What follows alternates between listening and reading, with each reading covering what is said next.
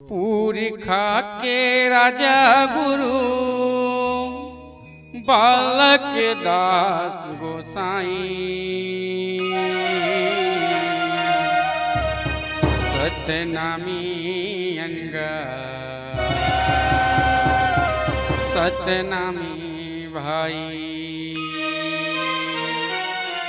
पूरी खा के राजा गुरु पूरी खा के राजा गुरु बालक दास गोसाई सत्यनामी अंगा सत्यनामी भाई सत्यनामी अंगा सत्यनामी भाई सतनामी अंगा सतनामी भाई सतनामी अंगा सतनामी भाई।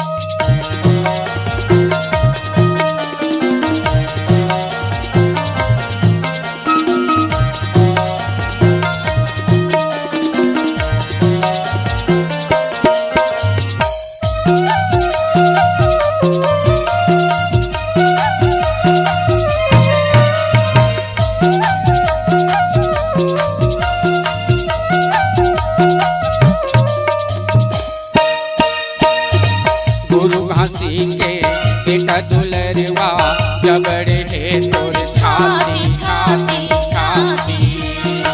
गुरु मन संग लड़े बभिड़ के बैरी के फूटे के आँखी आँखी आँखी। गुरु घासी के बेटा दुलरवा जबड़ है तोर छाती छाती छाती। गुरु मन संग लड़े बभिड़ के बैरी के फूटे के आँखी आँखी आँखी। और बांधमा धोख दे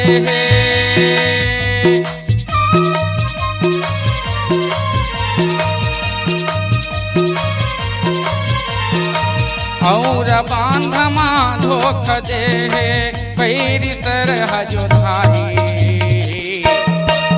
सत्यनामी अंगा सत्यनामी भाई सत्यनामी अंगा सत्यनामी भाई सतनामी अंगा सतनामी भाई सतनामी अंगा सतनामी भाई।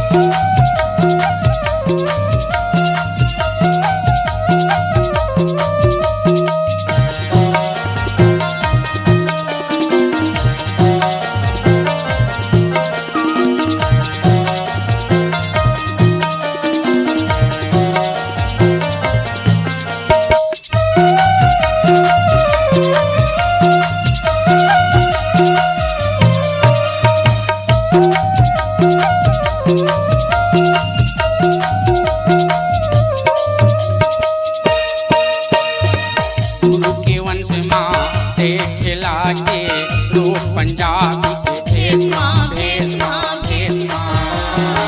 सतनाम के लहर बगरे गाँव शहर देश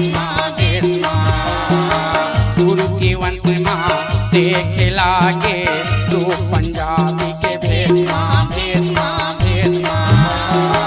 सतनाम के लहर बगरे गाँव शहर देश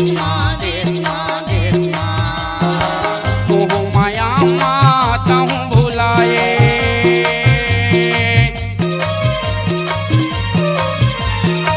मोह माया माता हूँ भुलाए बालक दास गोसाई।